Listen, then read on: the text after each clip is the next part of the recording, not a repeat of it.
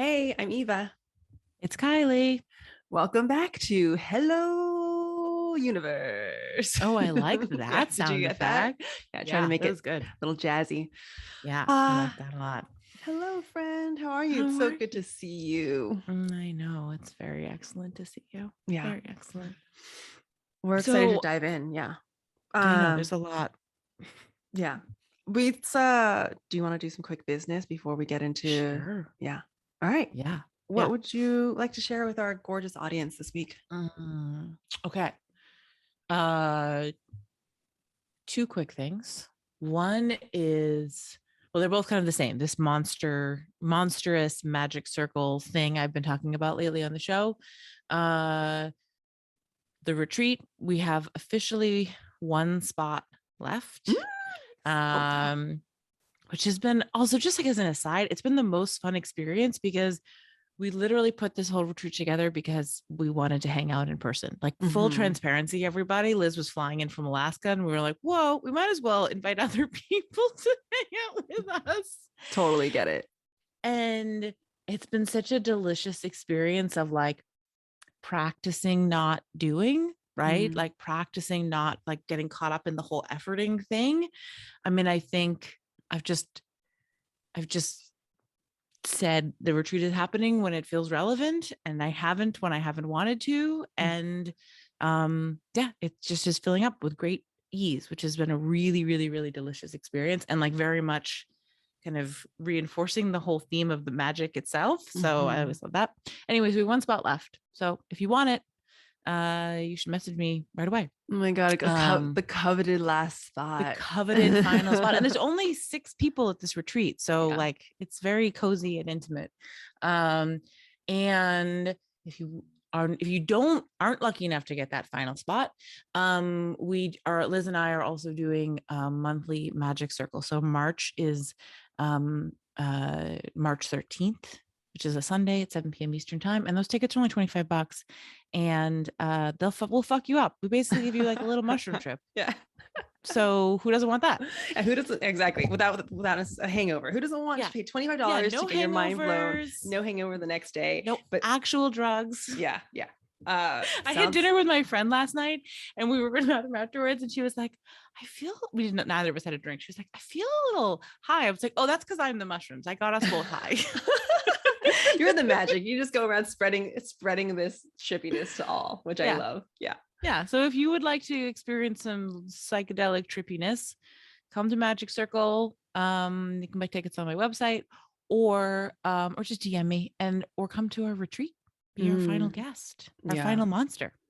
Yeah, So I would say jump on that last spot. It's such a nice thing that like things are slowly happening in person again. And I know I've been craving in-person stuff too, for sure. yeah, So yeah. And if I could just brag for a moment, the house that we got is on the water in Booth Bay Harbor, Maine, which is my like God. such a beautiful town, and it's walking distance to the little downtown, which is super cute. So y'all, you can come wake up and drink your coffee and look at the fucking ocean and then get magicked. Yeah. I mean, It's gonna be the best. that's the I think for like the appeal of so many retreats is it's like also part vacation. It's like you get to go to these Yeah. beautiful places and it's relaxing, and that really matters. Like location, setting, scene, like Yeah. makes a huge difference in my experience. Yeah. It's part of what Absolutely. adds to Absolutely. the magic. Yeah. Yeah. Just jump So on it, friends. yeah, I'm very Cool. excited about that. How about Yay. you, beautiful? So I am putting together, I've said this a couple times on the podcast now. I'm putting together, it's still in the works as, and I don't know what it's going to look like. And I think in part that can be maybe in conversation with some of you listeners, if you have any input, but I'm putting together a meditation Sangha course all about meditation for the Al-Anon community. So people who um, are close to those who are in recovery or who have struggled with addiction.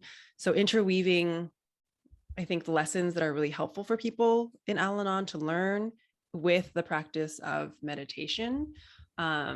Meditation is also a really big piece, I think, of AA and Al-Anon in general. It's like one of the steps. but I really want to just hone in on the meditation piece without necessarily getting too, I'm not an expert at AA. I don't know all the steps. I don't know all like the language and all of that, but I do think it's a valuable program. And I think there will be some crossover. So it's work that I've already been doing for quite some time, as in like meditation circles and facilitating meditation, but with this specific demographic that is really personal to me, is something that I know a lot about. And then I think being able to come together in a circle where other people also get to share their experience, get the support that they need, understand that they're not alone, which is like, I can say from my experience, it's so valuable when you get to have conversations about things that maybe you've hidden in the past or that you don't get to talk about a lot because you're just like this, you know, people aren't necessarily going to understand or have maybe felt isolating, and then just be in a room where people are like, oh my God, I've had that same experience and it's affected me in this way. It's truly like, I think, liberating and also very validating, and in the process, let's heal some shit. Yes. And I think too, like sometimes our neck is crinked and we don't even realize it's crinked until someone else says like, oh, my neck's crinked in that same way. Yeah. You know? Yeah, exactly. So, I mean, this is like one of those things that I feel really good about, and therefore, I don't know, I just haven't really felt a need to control it to death with like too much planning. It's more like, hey, who's interested? Who has the same experience? Who wants to like, because not surprisingly, like your experiences with being with loved ones who are struggling with addiction or who have struggled with addiction is definitely going to be part of your spiritual process. Like they go freaking hand in hand, because suffering is actually oftentimes the pathway in our spiritual process. So it's like whoever wants to deepen their spiritual selves and their evolution through meditation, through the work that I do in tandem with other people who like have been through the same experience. If that's you, just let me know. Send me a DM, email me, and we can talk details. I love this so much. Yeah. And then also just know, I feel like you first mentioned this to me offline like a year ago, that this was a thing that you could feel kind of percolating and being like, I don't know what it looks like, but know that this is a way that I want to hold space in the world. And so it feels really, I don't know, beautiful to witness. It feels like an act of love and generosity that you're like, oh, thanks, Kyley, sharing with the world. So. I mean, thank you. And also I would have to say, this isn't a bit of an aside, but it's like, I wish I could take credit for the generosity, but it's like, I'm going to be honest with everyone here on the podcast. I only ever do shit for myself. What I mean by that is like, and I don't mean that in a selfish way. It's like, it matters. It matters to me. I want to do it. It's fun for me. I'm always like, what's fun for me first? And then everything else like kind of follows suit. Yeah. Oh, well, isn't that interesting that like, not to get all philosophical 5 whole minutes into the episode. Oh, please but do. Like, but that kind of carries this idea of like generosity as sacrifice, like a definition of generosity as sacrifice, as opposed to like that somehow, even if I were doing it for fun, it's not generous. It's something because it is serving you and generated like totally generated by your own desire. It is not generous. But if it were like sacrifice and suffering, it would somehow be generous. That is so interesting. I love the catch of that like, language. Yeah, because I think when I think of generous, I think of like, oh, you're doing this thing for other people.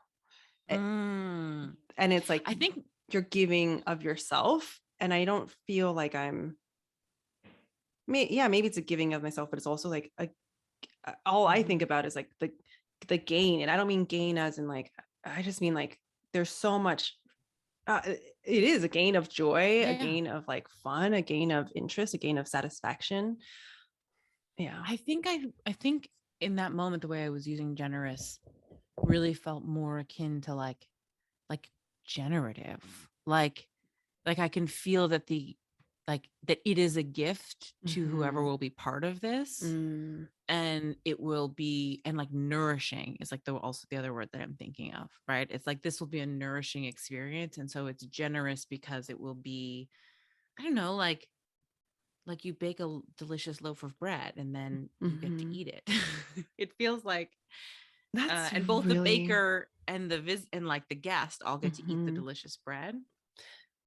I mean, I'm loving this because I don't actually, it makes me wonder like what my definition of generous is. I've never Mm, thought of generous as generative, but I do, but I like that. Like, is that yeah. normally what you think of when you think of generous?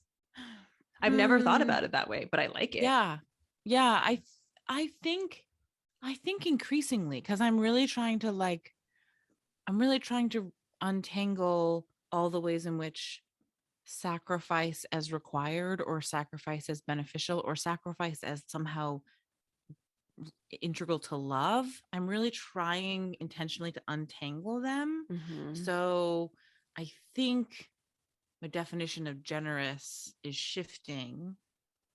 And I wouldn't have thought that word generous. I wouldn't, it was sort of like, I know I witnessed what you were saying. And then I was Mhm. like, wait, I think I meant something different. And oh, a Mhm. realization is showing Right. up. Right. Right. Right. So yeah, it's like an evolution for me that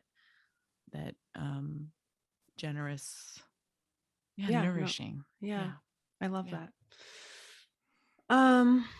All right. So This is why our podcast is fucking great, because the marketing content, the business, like advertisement portion of the show is actually completely indistinguishable from the yeah, rest of the show.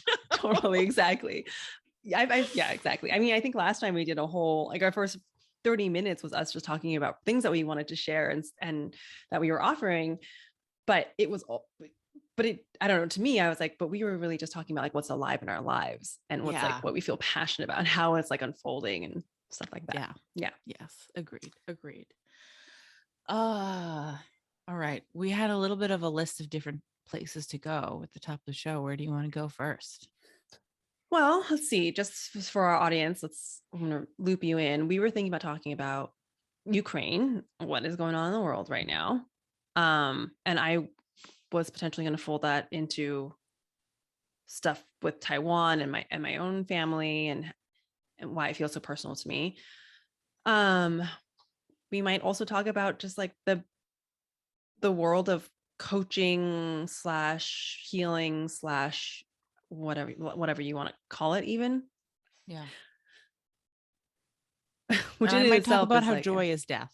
right, and then also joyous death. So we're just gonna see like Yeah. where the conversation takes us. But I do think let's jump in to talk about Ukraine a little Save bit. the world. Yeah, Yeah. because that's happening right now. And I want to just say for listeners, um, Kyley and I found out about like Russia invading Ukraine at the same time because we had just finished recording a podcast with my friend Federico, and we had this like amazing conversation that's going to come out in a couple of weeks. It was like I was on such like a high. It was like such a Yeah. beautiful. I think we both cried while listening to this Yeah. episode. It was Or one of while having this conversation. yeah, it was one of those conversations where I was like, oh, that's going to be like another, it would be in the top 10 list for sure. Yeah. When we get to our next 200, our like next 100th episode. And Yeah. and then as Kyley and I were just doing some like housekeeping stuff at the end where we were doing, we usually chat at the end of every podcast to do logistics. I got a text from Federico being like, whoa, it's interesting that we just like that was such a great conversation. It's interesting that like World War III might have happened while we were in that conversation. And I was like, what? And so Kyley and I told Kyley, went online and we Googled it and it was just like big headlines like Russia invades Ukraine. And we were like, what? It felt, I don't know. It felt like we didn't even know. We just go, surreal. yeah, it felt surreal. There was a silence between us. I think we were just like, wait, what the fuck is going on? Yeah. And that in itself was like an interesting moment. Yeah. Yeah. I felt grateful to be in community in that moment of like, even though we were mostly just silent and like staring at each other, like, oh fuck. Mm-hmm. I felt grateful to be I don't know, not isolated in that moment. Mm-hmm. Yeah. Yeah. And I had a hard time, and I think I'm still having a hard time wrapping my mind around the magnitude of it. So when I read that headline, I was like, wait, what does this mean? Like, what does this mean? Because I was like, is this a big deal? Like, how big of a deal is this? Is this a small big deal? Is this the biggest of the biggest deals? Like, I had no idea, because just like, trying to process and understand the context of it all. But yeah, I don't know. I'm curious, how are you feeling about all of this? Yeah. I think I am doing my best to not make the story tidy.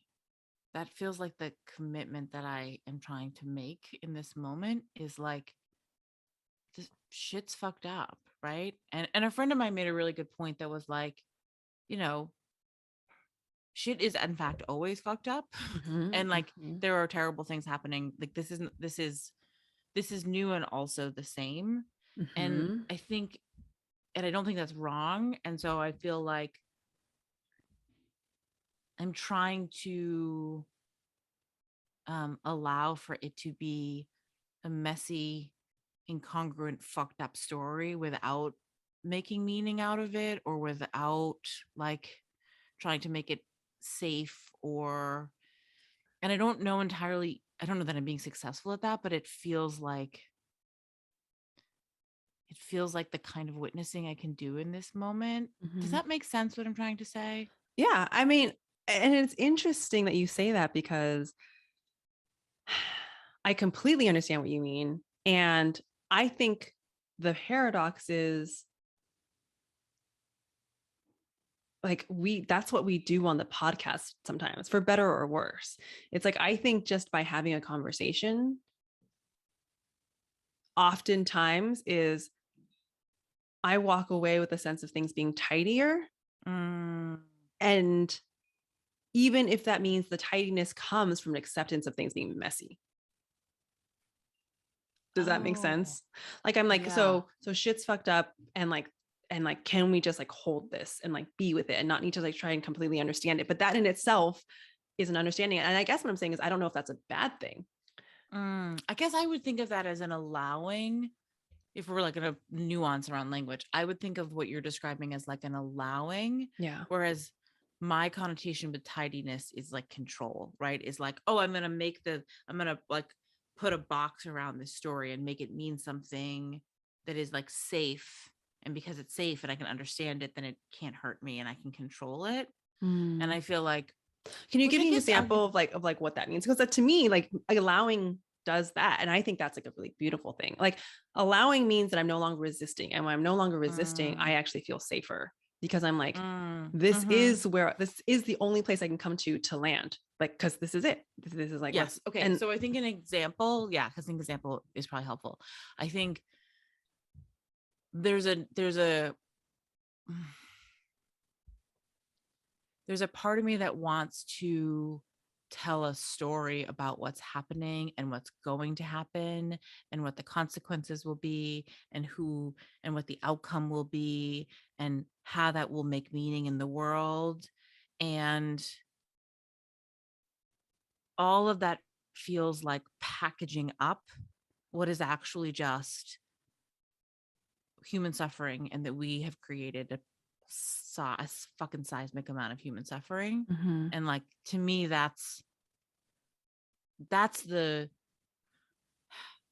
can I like like want to like dig, I really want to dig into this more, but like, what would that story be? Like an example of, a story would be like, oh, okay, like, NATO's doing this, and so that's gonna like allow Ukraine to like, stay sovereign, or Russia's doing this, and like okay, the whole story around like the way the Russian economy is tanking and being kind of intentionally tanked, and then like what could happen inside the Kremlin because Russia's economy is being tanked, and kind of like speculating. I see. Okay. I'm like trying to understand with facts of like trying to understand with facts, and therefore like make meaning, and then be like, okay, and then this is going to be the thing that happens, or this is what it means. And all of that, I think, is really like, I mean, compelling and interesting, and not like, and also a way of actually, I think, not feeling into what needs to be felt, I think. So, because then you're Yeah. like, it's going to be okay. It's this idea of like, how can I Yes. justify or rationalize or basically say the thing. Say the thing that's going to like, well, I don't think there's anything wrong with saying the thing that's going to make you feel better, because that is what acceptance is. But I understand what you're saying. It's like a non-acceptance. It almost feels like a non-acceptance, because you're like, I need things to be this way. Right. I'm making them safe, or I'm making them really unsafe. But either way, it's like it's like creating an investment in story, as opposed to allowing. And I don't want to say this like I'm nailing it, because I also can recognize that I'm, as a human, doing a fair amount of just avoidance, right? Like, so this isn't me saying I'm nailing it. It's more me speaking what my intention has been as the story unfolds. Totally get it. Yeah. That's really interesting. So sorry, as a bit of a parallel, but I think it's helpful. It's like when you were talking about all of that, it made me think of like how oftentimes in the spiritual world, people say stuff like, the whole thing, like we've talked about this before, this idea of like, oh, this difficult thing is going to happen because you're meant to learn this lesson. Yes, that's a perfect example of like, there's no fucking lesson here. The lesson is that we've designed a shitty human experience, and that's bad. And it's, I mean, exactly. It's just, we have created lots and lots and lots of suffering. That's that like shit just do be like this sometimes. Yeah. And I think, and it's interesting, because I think, to bring it back to the spiritual parallel, I think that can be a really helpful story. I know it's saved me many times, where it feels sometimes even beyond a story, of like the Rumi quote that I had like on a vision board years ago, which was like, live life as if everything is happening in your favor, because it's this idea of like everything that shows up in your hologram is the path to awakening, even like the deeper thing. So then it became the story of like, everything happens for a reason, and I'm here to like learn this lesson. And then eventually I got to a point where I was just like, but God damn it, like I don't need to be learning all the lessons all the time. Like it's okay if sometimes I'm just pissed and I don't like that this is happening, and like I can feel my feels. So that it just reminds me of that. And so I mean, I think I think what you're saying though is really important, because that's hard to do, the acceptance of, and like letting things not make sense. And that like sometimes we just live in this shitty existence, and a lot of times we don't want to go there because that feels scary. It's scary. Yeah. And I think it's also hard to go there without slipping into like despair or like real kind of panic, you know? So I think, right, it's like either we make the story tidy and like, oh, everything happens for a reason, or like we make a certain kind of meaning out of it, or we go the other way and we make it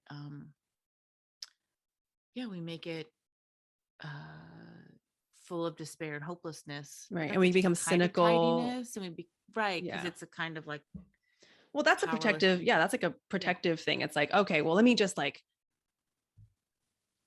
think the worst so that I'll never be disappointed. Let me like give up a little bit so that I don't have to care. Right. There's a lot of that too. Like this, not even nihilistic, just this whole, it doesn't matter. What's the point? Right. And there's like something vague and intangible in the middle. That is where I'm trying to. Well, I think it's what we talk about on this podcast a lot, which is like the paradox. It's like both, all this stuff can exist simultaneously. How about you, my friend? How are you sitting with this unfolding? So this has been interesting for me because, okay, so it all was really, it all came like unfolded in interesting ways, because I was still in quarantine when I found out, and I was having like this great time in quarantine. Like, by the way, like 10 out of 10 would do it again, because I really enjoyed my time so much. I knew you would love it. Except the last 2 days though got really hard, because I just got into like a news cycle. And I didn't have, I think current like shitty current events plus isolation like isn't a good combination probably. So anyway, I just started getting really into it, and I don't know. I want to take this conversation at one point to just talking about like the future of humanity and like where do you think we're headed? But before I go there, I think what I want to share is that the reason this hits really close to home is because the situation between the Ukraine and Russia is very similar to the situation between Taiwan and China. So, for people who aren't familiar with the politics of Taiwan, which I don't expect most people to be because Taiwan's a very small island, it used to be occupied by, well, I don't even need to go into that. Let's just say China wants to take over Taiwan because they think that it's still theirs. Taiwan wants to be independent.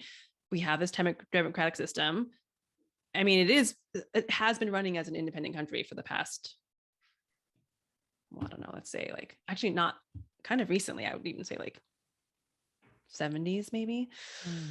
But it's a constant thing. Like China's constantly threatening to take over Taiwan, and all of my family's here, and it's really fucking scary. It's really fucking scary. And there's been a lot of there's a rich history of violence in Taiwan. It's like where, and you guys can go to my Instagram post and read about it, because I wrote this post about how my grandfather was assassinated in Taiwan by Chinese rule because he was uprising against the government.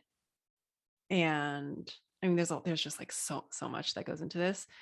The story is really, really I mean, I won't ask you to rehash it here, but it's a beautiful story, and everyone should go read that story. Yeah, I mean, it's actually like a crazy fucking insane story. And I didn't know that my grandpa wasn't my grandpa until I was like in my 20s, because I didn't know that my original grandpa was assassinated. So I didn't know that my dad my dad met his real dad when he was 5, I think, or 4 or 5. It's like one of his first memories. He went to go see his dad for the only time in prison. Wow. I think it was like his dying wish to see his son. And my dad just remembers like some guy holding him and crying in like a dark cave. Like that's what my dad remembers. And he's only ever told me the story once, and he never talks about it. And it's like this deep trauma. And it's just so interesting now that I'm as pieces unfold, because people don't talk about this. Like it was kind of considered taboo to talk about all of this stuff until like the 70s. And I think, as Taiwan has become more liberal and more open, they're really acknowledging the history of Taiwan. Imagine also, and correct me if I'm wrong, but like it's probably so baked in that it wasn't safe to talk about it. Yeah, exactly. Yeah.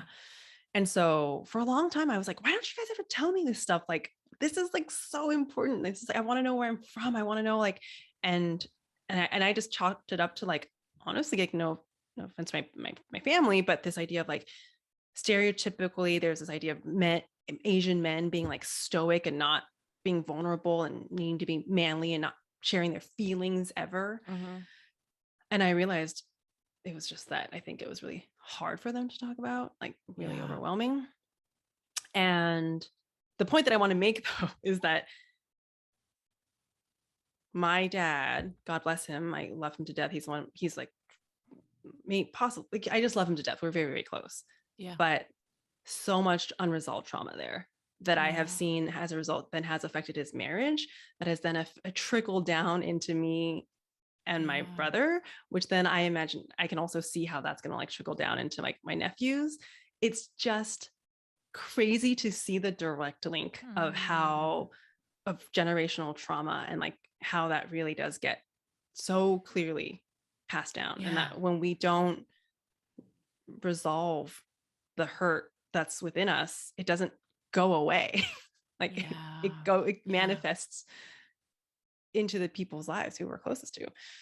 And also like, I don't know, when things happen on such a huge scale, it's hard to have the resources to, right? Like,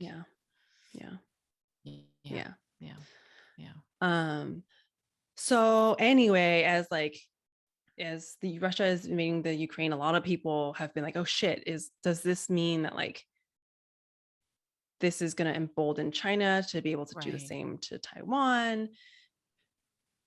And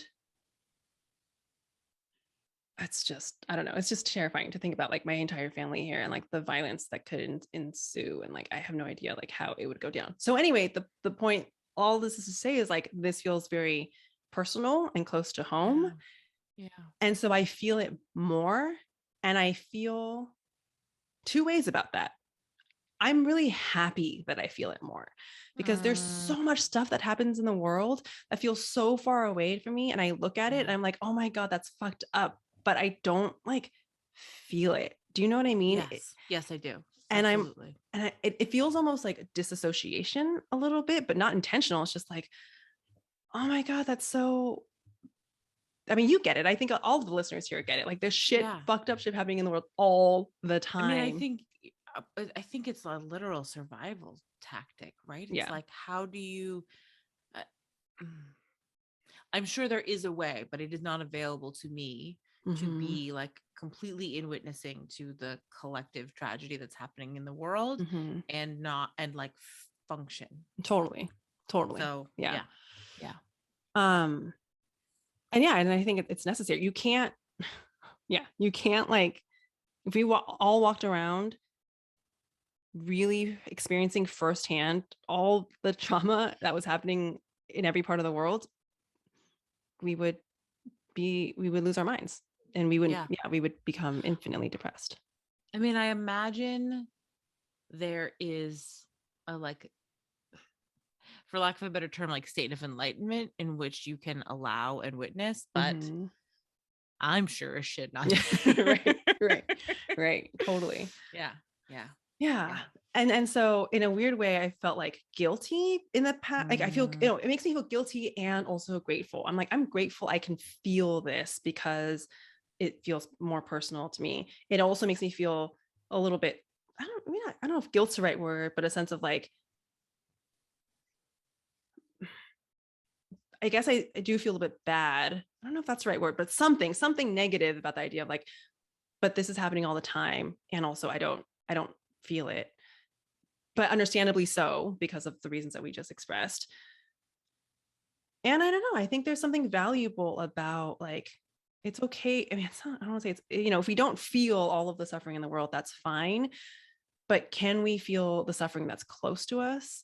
Which is why I want to like share about Taiwan, because, people might hear about something that's going on in Syria and maybe they don't know anyone in Syria or in Afghanistan, and so they can't connect. But some people know me and people know that I'm in Taiwan and they know that this is like a country that I love. And then so therefore they might be able to, that's like, one connection that they have where it can feel a little bit more personal to them, even something small, even if it's like, I don't know this person in Ukraine, but like my friends, I don't know, sister or something lives in the Ukraine, then I feel it, and it matters a little bit more. And I think that that's a good thing.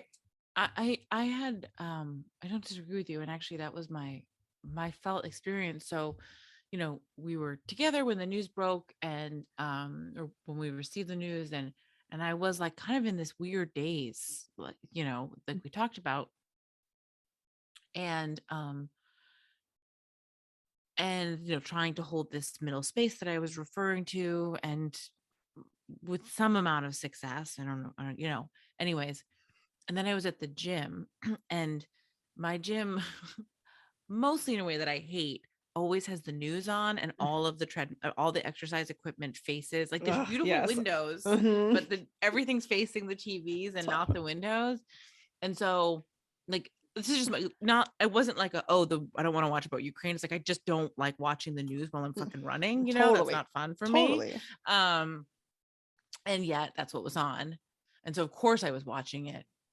And I obviously started crying very quickly. And the thing that really made me cry was witnessing all these mothers. There's a million different stories. And the thing that all I could think of is like, yeah, I would fucking like walk across the entire universe to keep my kids safe. I would set the whole fucking world on fire.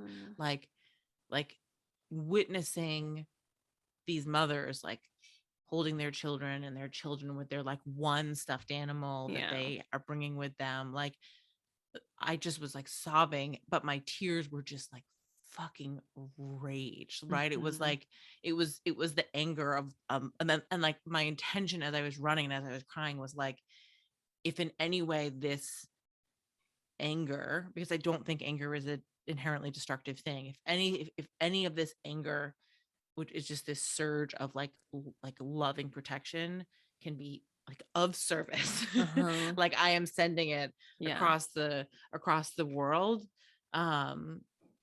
because that's what felt available to me, and that I also like crystallized the experience for me, right? Of like, this is my window, and also this is like the way I can be of service, for lack of a better description, is like, I'm going to witness these mothers because like I can, and I don't know if that makes any sense. No, but it totally makes sense.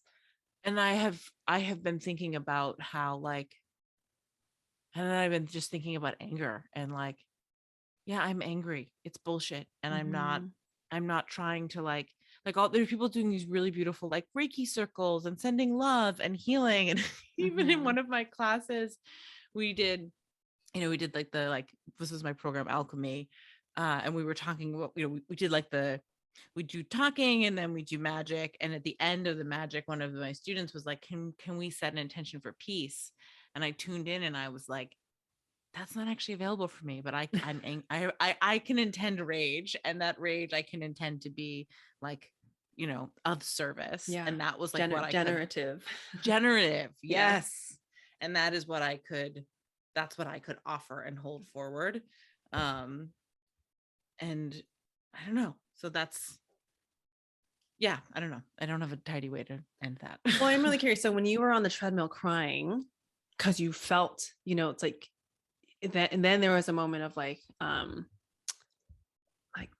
connection of like, I can really experience, I can feel what you're feeling, and not, instead of feeling disconnected. How did that feel? I mean, I can't even pretend that I could feel what those women were feeling, right? But I could like, you could, I could imagine.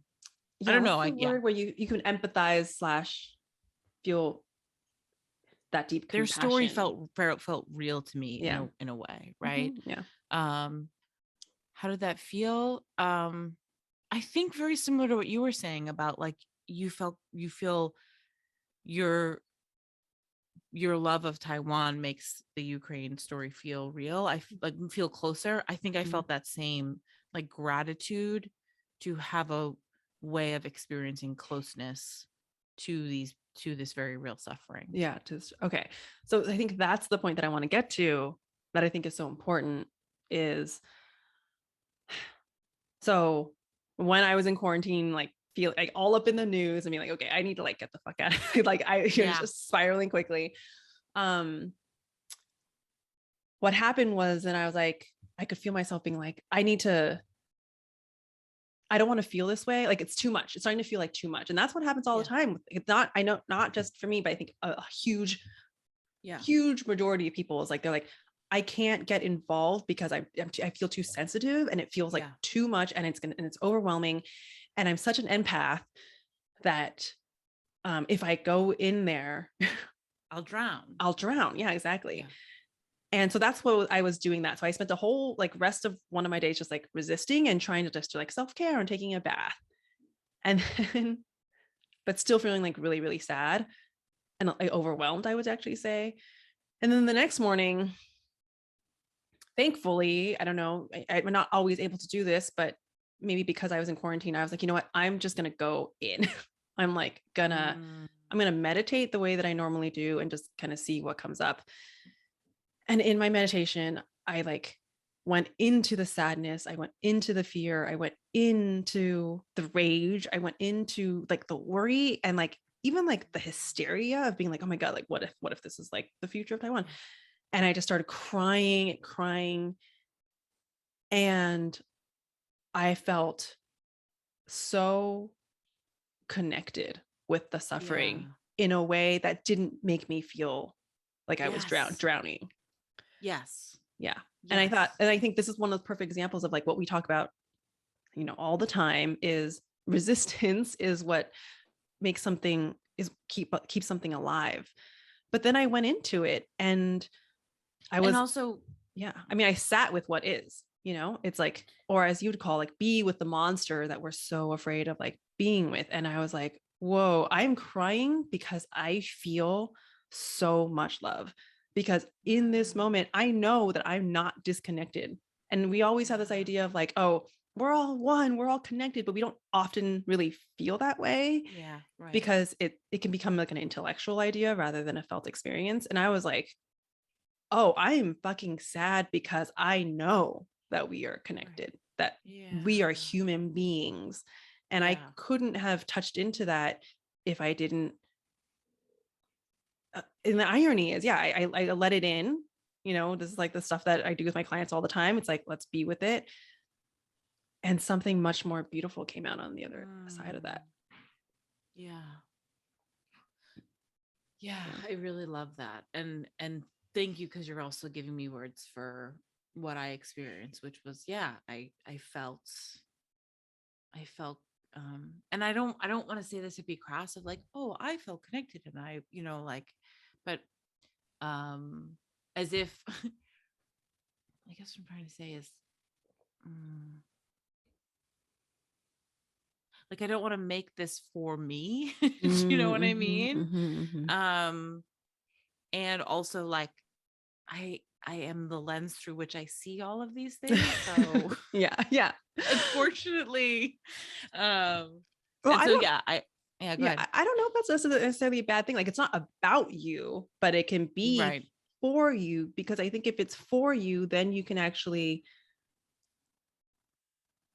not have to disassociate yourself Yeah. from the Right. situation, which I think is actually the, aside from maybe like, aside from actually somehow personally, physically helping. And then the second thing is like donating some money, because if we can't do it, let's give some money to people who can. Then it's like Right. this idea of like, Right. let's turn towards instead of turn Mhm. away.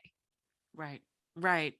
And I think you talked about how resistance is separation, but I think the other thing that's tricky is how do you turn towards something without drowning? Right? How do you like witness and allow yourself to fall into something without being consumed? Because it's the the polarity we talk about where there's resistance and attachment, right? And I think when we're like kind of fall into something to the point that we feel, when it's like sad world news, to the point that we feel like that despair and hopelessness, I think that's often because like attachment is showing like a certain Yeah. like like I think there's the same, like, resistance and avoidance, or resistance and attachment are the same. It's like, it's not either way, you're not being with what yeah. is. But I guess my question is, how do you how would you advise someone or guide someone who's trying to turn towards the experience without letting themselves wallow? Or maybe Yeah. they need to just, I don't know. Does that make sense? Yeah. And I'm going to want to like turn the question to you too, because I have some thoughts, but I don't know if this is like the end all be all. Yeah. But I feel like I have a very clear, I feel very strongly that um God, how do I even say this? Okay, one thing is to turn towards it with your body and not with your mind. So this idea of like Mm, wallowing comes from being like, okay, no, but this is going to be really bad. It's the end of humanity. It's World War III. Blah blah blah blah blah blah blah blah blah. That's, you're turning. You're not like embodied. You're not present. That's right. still mind chatter. So, Yeah. but I think turning towards something with your body is, I feel very strongly where I almost want to be like, this is law, except I want to be very careful because nothing is law. Is that like, Right. when you let yourself be fully present with something, that is the very thing that actually also gets you out of it. And you're not doing to get, but that's just, once once you realize you're not present, you're present. Meaning, it's the Mm, paradox of how all of this works. It's like, you, if you can be with the pain, the paradox is that's the thing that actually dissolves it. yeah. Yeah. I think your point about the body also just makes me think, like, I think another way you could say it is like, are you in story, or are you allowing yourself to experience something?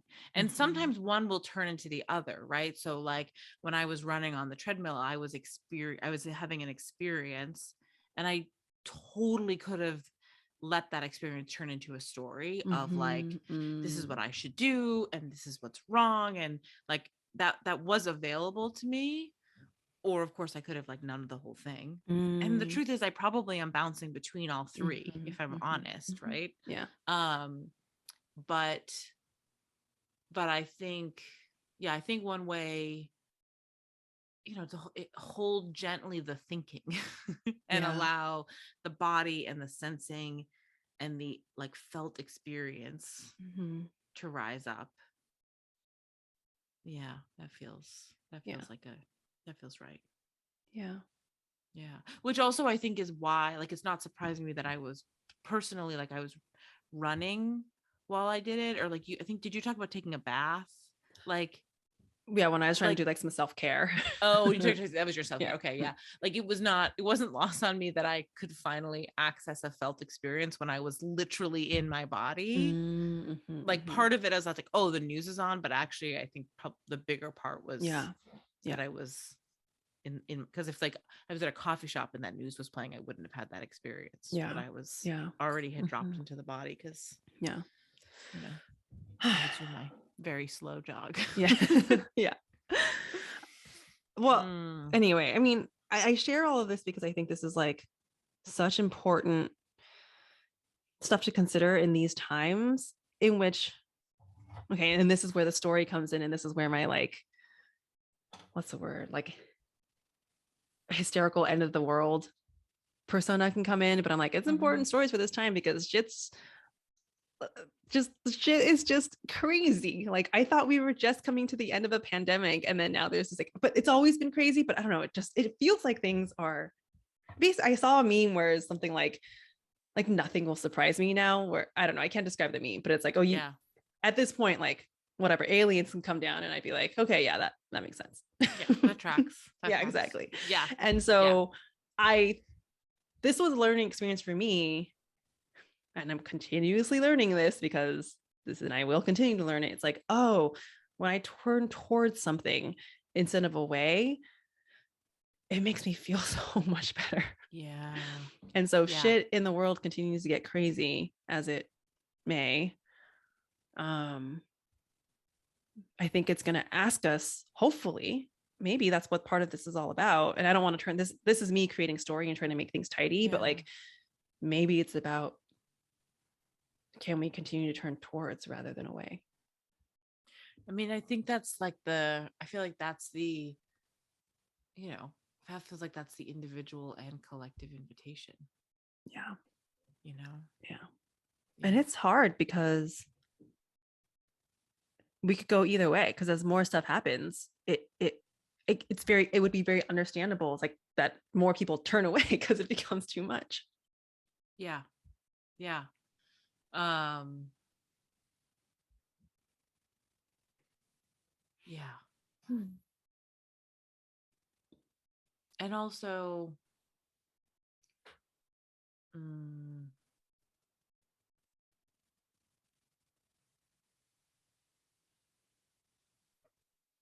sorry, Jennifer. You can edit out this 18-hour pause. Thanks, Jennifer. What's on your mind though? It does seem like wheels Mm, are turning.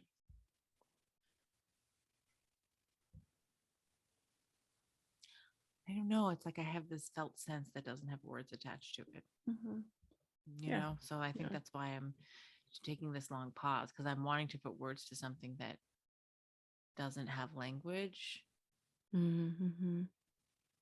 which I think is um, just this awareness that whatever we actually want to create, like, we create it from our bodies, we create it from our being in the world, right?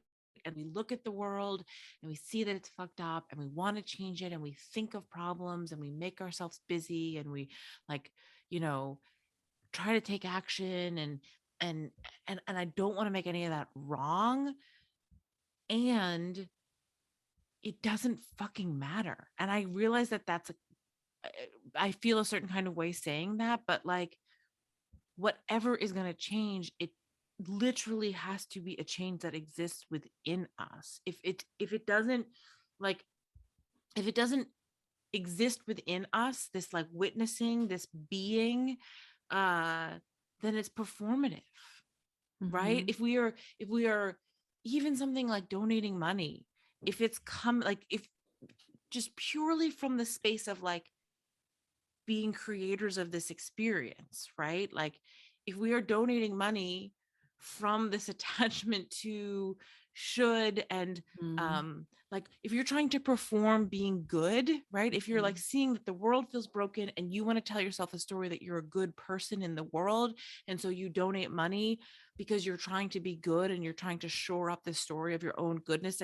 I've thought about this a lot before as like a white person who is trying to detach herself from an attachment to being the like good ally, Mhm. right? It's like you could do things that on the surface are actions that are quote unquote good, but if your intention is to like um is actually just to shore up your own goodness, Mhm.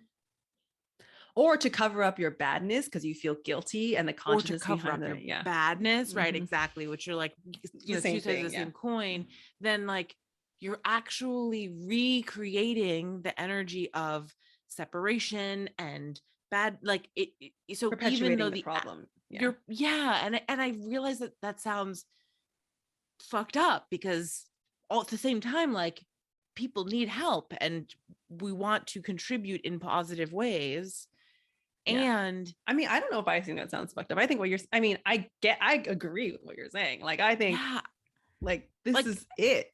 I think this is it. Like, I think that any of us who are witnessing the world and wanting it to be different, we create that difference in ourselves, in our internal relationship to existence. Mhm. And Yeah. I mean, yeah, this is why I always say, like, in my, it's like on my website, it's to my clients, it's people who, it's like the greatest contribution that you give to the world is your own liberation, like your yeah, own peace, your own shit, like figure out your own shit, be in your own joy, like, and if like one person's liberation, like one fully liberated person will go out and fuck up the world in like the yeah, best way possible.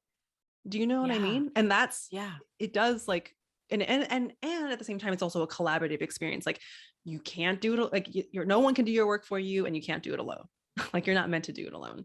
But like yeah, I I completely, and that's why I don't think this stuff is like, all of the stuff that we talk about on the podcast is like um indulgent. I think it's I think it's, the path. I think it is too. I think it is the way, like, if you want to break the world and make it new, you you just do it inside, Mm-hmm.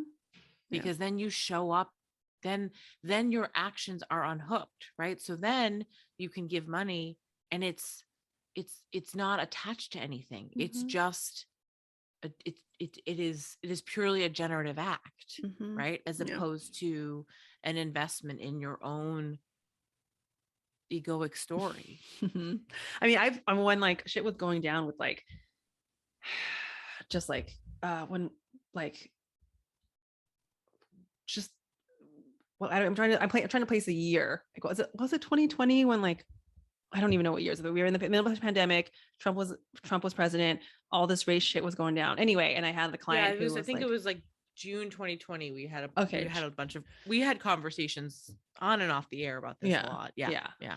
Anyway, yeah, but I had a client who was just so mired in like guilt and privilege, and then feeling like we had to have this whole conversation. I was like, don't like don't give money out. Like I don't know, I'm not explaining it well, but it was very the sort of like awakening moment, I think, that we shared together of like, don't give money from a place of like trying to not be the bad guy. Yeah, just like let yourself be free. I think it was the conversation. Like, what do you really want to do? What do you really fucking want to do? Go do that. And if it's not giving money because you don't actually really want to, but you're forcing yourself to do it because you're saying that's like the quote unquote right conscientious thing to do, that's like you're fucking it up even more.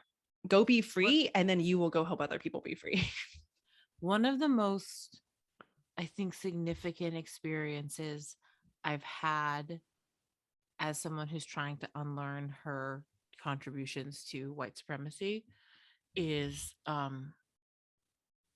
having this really significant moment where I realized, like, oh, I'm fucked up. Like, I'm the bad guy. Not exclusively, not full stop, but like, oh yeah, like I perpetuate shitty things. And it was like and it continues to feel like a moment of grace, because when I actually allowed that to land and not squirm away from it and not resist it, and was like, yeah, I'm a fucking American privileged ass white lady who perpetuates systems of oppression. That is true. I benefit from them and I contribute to them. And I, in the same way that I talk about being the monster, right? It's another version of like, it's another way I'm the monster, right? We are all monsters in a million different ways. And when I had this moment, which is very much still an unfolding for me, of like, oh yeah, this is a way in which I am the monster, I witnessed all of this efforting drop away, of all of this investment of like, I'm the good ally, I'm the good white lady, I'm just trying so hard. And all of that is super fucking toxic. And I'd read about it. I've read people that I follow speaking about this, but I couldn't understand it because I was so invested in being the good ally. And as soon as I had the moment of like, oh yeah, I'm fucked up, then something else could arise in which I could just exist and maybe just be 10% less invested in perpetuating racism. Okay, I love this so much. Okay, so much to say. I think this is like such a good point, and I think very helpful for so many of us to hear in, embracing our monstrous selves. But so, I talk a lot about energy efficiency, and what I'm hearing you also say, like, I get excited about this because I'm like, yeah, and this is good because you're being so much more efficient with your fucking energy, because it's exhausting. This is why people get stuck in these cycles of like, I'm not doing whatever it is, the stories, I'm not doing enough, white fragility, and then guilt, privilege, blah, blah, blah. It's like, you're not helping anyone. You think that you're helping, your intention is to help someone, but you're not. And then you're exhausted. Because and you're really trying to do is just help yourself not feel like a bad guy. Right. Yes, exactly. So you're wasting all of this energy to like shore yourself up and protect yourself. And then all of a sudden, when you can just see things clearly as they are, you stop wasting all of that fucking energy. And now you have more energy that I think that you can like start contributing to a much more direct path of contribution in a way that actually feels like genuine and true and life-giving, that I do think ultimately has a bigger effect on like humanity as a whole. And also I will add, this is why white people listen when a person of color tells you fucked up, because that's what happened, right? A woman of color called me on my shit and I was like, oh yeah, you're totally right, I just was an asshole. And I was like and there was another story available. I totally could have invested in a story of like, nope, I was doing X, Y, and Z, and here's the other reasons. Yeah, like, and that's exhausting. Right there. Yeah, and it's exhausting too, because then you have to like spend all this time defending yourself. Exactly. And like spinning and spiraling. I mean, think of any time you're like, yeah, it's completely exhausting, and it's perpetuating the very thing that you supposedly are trying to not create. So anyway, this is my like little PSA. If you're a white person listening to this and a person of color calls you on your shit, just fall into that, right? Fall into whatever mirror they are like graciously holding up to, even if their grace is like being mad at you, like Mhm. fall into that because they're fucking right. Because you're racist, because you're a white Mhm. person in a Mhm. privileged world, right? Mhm. Mhm. Anyway, it's uncomfortable, and I will be forever grateful for this person calling me on my shit, you know? Yeah. I mean, yeah. And but like also like what a gift, right? Because I feel like that's such a lovely example of is like understandably though, the ego holds on to not wanting to be a racist because that's like the scariest thing. But in that moment, what what I'm hearing you say is like you're able to let go of that ego story of like so desperately not wanting to be something. And our ego gets so identified in like trying to Yeah. protect this version of ourselves. And you are just like, oh, I I don't want to say get to. I am this too. Like I this am this too. too. Yeah. Yeah. And so the tremendous shame that I had been feeling about not being racist also fell away, right? Mhm. Because Mhm. that's the other thing that the that ego investment, right, was like there. Anyways, there was just tremendous shame. And so as soon as I could like look at that part of myself and be like, oh yeah, like you're not always the good guy. Like, Yeah. and so then that shame just dissolved because I just could see that, I don't know, the story the shame was trying to protect me from was actually true. I Yeah, don't, it's the exactly. No, language is kind of falling apart, but no, I think it makes sense. I completely get what you're saying. I mean, similarly, there was a time where I don't know where I heard it, but someone was just, I was in, maybe, I don't know if it was a podcast, and I was in conversation with someone talking about how like, oh yeah, we've all done fucked up shit in our past lives. Like if we were going to go back to past lives, no one's exempt from being an asshole. Like everyone's done fucked up shit. And when they said that to me, I had a moment of like relief because mm, if I can't ever be bad, it means I have to continuously be efforting to be good. And that is exhausting and not true and fake and shitty for me and everyone involved. Like, and that's like I don't know. I just remember that moment of like, oh, stop trying to pretend that like yeah, I've always been this good person. I'm sure I've done some fucked up shit in the past. And that's probably why I feel this sometimes weird, unprocessed guilt that I don't know where it comes from. Right. yeah. But, And mhm, sorry, go ahead. yeah, I'm interrupt you. yeah. uh, I think the other thing that also gets to happen is like I had I had like a disagreement with someone somewhat recently. I'm just like really airing all my dirty laundry. This is the episode in which Kylie's like, I'm a racist and a terrible Yeah. person. I don't know. I mean, I feel like this is your general MO. Yeah, that's true. That's true.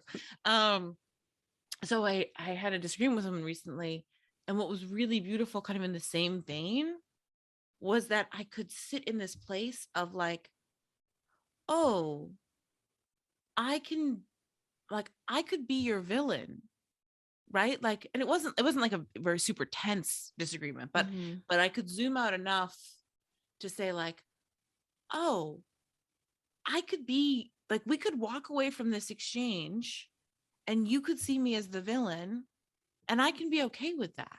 And Mhm. because of that, I didn't have to convince this person that I was right. I didn't have to like get super invested in their story. And actually, more space showed up. And this tremendous compassion and love showed up for both of us, in part because I was willing to be, I was willing to allow the existence that I am the bad guy for you, even as I Mm. know my own truth. That's freaking huge. Like even Yeah. as you're saying that, I'm like, oh my god, that feels uncomfortable because I like never want to be the villain, but it makes so much sense to me because as you're saying, like if you can be so clear and sovereign in who you are, like that to me is sovereignty because you're saying Yeah. I can be in my own truth and I know who I am to the degree that you're so comfortable with who you are that you can then allow yourself to be the victim, which then means that you don't have to be defensive in your Allow yourself response to be to the people. villain, Yeah. not the Oh, victim. sorry. I mean, Yeah. that's sorry, the villain, not the Yeah. victim. And then so therefore you're not defensive.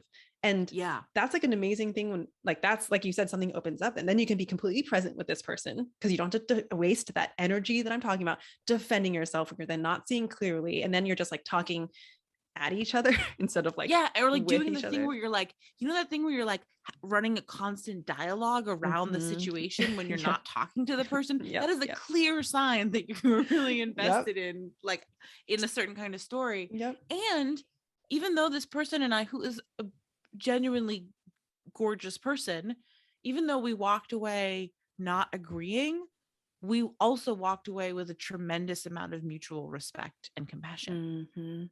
Yeah. And that was part of my you know, this person also made that available, and part of my contribution was a willingness to, like, which is to say, my willingness to be the villain is in part the thing that made it possible to not be the villain. Yep. Wow. Yeah. Yep. This is why I'm obsessed with monsters, guys. This is the whole MO with like monster school, like shadow work, queen of shadows. Like this is it. This is why, because every time I turn and see the like evil, dark, bad, these are all in big air quotes, part of myself, and like just let them exist.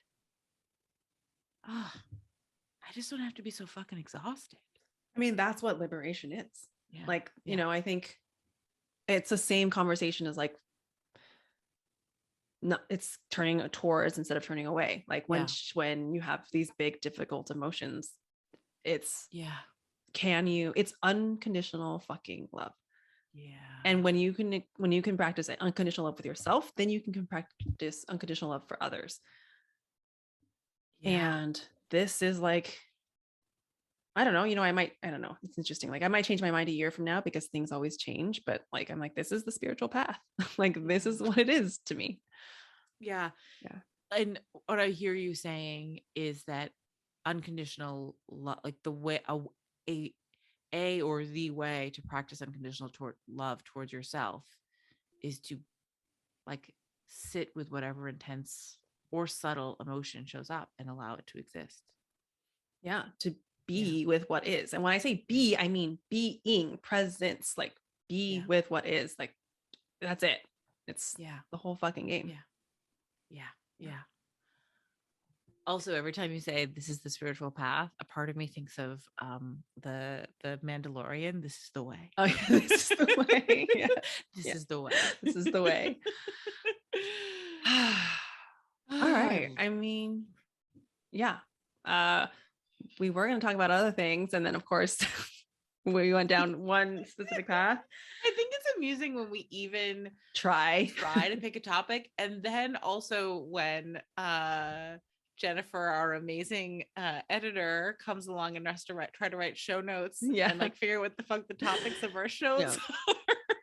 Yeah, I mean, I think that's why we can we've talked about this. Just maybe getting rid of show notes altogether. It's like, Kyley and Eva talk. Yeah, Kyley and Eva talk. Who knows where we'll go? Yeah. How are you feeling? I mean, there's like, obviously, I want to hear about this joy thing. I don't know. Yeah, tell me how you're feeling about that. And we can say this. I will just say to audiences, and you can let us know if this is something that you're interested in hearing about, or if anyone else is feeling this way. Feeling Eva, feeling a little disenchanted with the healing coaching world, feeling like it's changed a lot since I've started. I feel like it's really oversaturated. I feel like it's become this really commodified, commercialized thing. And that's me like being really negative. And I don't know. So I'm just kind of putting this there. I'm going to take, there's this percolating little gem around our resistance to joy as it relates to death of self and death in general. And I'm going to tuck it in my pocket because it's still percolating, and I will bring it back. Yeah, I want you to bring it back this because is my teaser. Yes, I'm really exactly. into this topic. Yeah. But and I have to hold back from asking questions because I'm already like, I already have questions. I'm like, do we resist joy? Like, do I resist joy? Do you think most people like are afraid of joy? Well, if we didn't resist joy, we would actually be fucking happy all the time. So yeah, we resist joy. Okay, yeah, we're gonna dive into that. This feels like not fully baked. Yeah, and also like it's probably its own episode, its own 90-minute episode. Right, exactly. So let's go to this Yeah. this, But I will say topic that sounds you're like noodling with. juicy as fuck. Cause even as you said that, I was like, oh my God, am I resisting joy? I mean, I guess I must be without maybe even consciously being aware of it. Yeah. That's yeah. what I'm, yeah. All right. So send us your questions about joy and death in the meantime. Yes. Okay. So yeah, speak to, because also you've been in this industry for longer than I have, right? Yeah. Because you've been doing this for longer. So yeah, speak aloud. Okay, so your let me concerns. just get on the negative bus. Okay, I'm just gonna like do it. Board on. Beep, beep. I'm gonna be like petty and not even petty, but like there's a word for it. There's this like I'm gonna be whiny and I'm gonna be almost despairing because sometimes that's like how it feels. So when I started my business, I don't know, 5-6 years ago, and okay, I mean those years are always nebulous because the first couple of years I like didn't know what the fuck I was doing, I wasn't really running a business anyway. But when I started though, life coaching was not a thing. Like, I mean, it was a thing, but it was still not enough of a thing where I was like, I would tell people and they'd be like, what's that? I don't know what this is. I was like kind of embarrassed about it because I'm like, is this even a real job? Instagram was still showing things in chronological order. And so therefore it was not the behemoth of what would you even call it now? It just feels like it's a business place. It is now a place where people run their businesses, us included, right? Before it was really just a place for people to go share pictures of their lives and hanging out with their families and their kids. And only that, I feel like. And therefore, I think I was fortunate enough, to get started when it wasn't oversaturated. Yeah. Coaching and also like mentorship, healing, I don't even know what you want to call it because it's the whole there's a whole umbrella for it, and there's all these people doing a bunch of stuff. The spirituality, wellness, healing, personal coaching, development universe. Yes, exactly. And I would even say back then it felt easier actually to get clients and also to like even in terms of like Instagram, like engagement was actually, I remember like Instagram has just changed so much in terms of like now there's like reels and they're competing with TikTok. So like like algorithms have changed, and that's okay. I think it's important to like be able to adapt to what's going on. But mostly I think my grievance is like, oh my God, there's just so much fucking information out there. I feel like people are just getting knocked over the head with like all of this spiritual personal development stuff. So then I go in and I'm like, oh my God, am I part of the problem? Is this like am I just is there just more noise being thrown out at people? And I want to say like, I'm very much aware that I exist in this universe, right? And so therefore I've like asked some people about this and I've like, is it just because this is what I see and so therefore it feels like it's a lot to me? But I've also asked quote unquote normal people like who are not in this business, and they're like, oh yeah, it's a lot. And everywhere I go I'm seeing someone telling me like how I can it's not even like live your best life anymore. It's like heal my trauma in it and do energy work. And so, or like sign up for some course. So I feel really conflicted, obviously, because I love my job. I would do it even if I didn't get paid. I believe in my work. I feel like I'm good at what I do, which took me a long time to get there. And also, what is going on? It also just feels like a lot. So I've been thinking about this question since you raised it. And I think I don't disagree with what you're saying. Like I don't disagree with what you're saying. I think personally, when I feel that kind of echo chambery, am I contributing to something dumb kind of feeling? Or not dumb, but almost like toxic. Because I don't, that's interesting. I don't feel responsible for the industry as a whole. Like, I don't give a shit. Mm, mhm, Because it's not my fault and it's not my responsibility. It feels like my responsibility is to be in integrity to myself, mhm, which is to say, like, am I creating content that feels like it is contributing genuine value? Or am I creating content to like be part of the churn? So if I feel like I'm like, oh, like I gotta get out there and I gotta be like posting something because it's been a certain amount of time and blah, blah, blah, blah, then I feel like I'm in an echo chamber. I feel like a kind of feeling mhm, like I don't get clients from it. mhm, Um, and if I am creating content that feels like some kind of meaningful contribution or some kind of like that's in dialogue with the people around me, and when I'm unhooked from like how many people did I mhm, liked it, which I don't think shows up for you. Sometimes that shows up for me, mhm, transparency. mhm, um then I feel like I'm in integrity, and mm, then I don't care. is that mm. is that a terrible thing to say?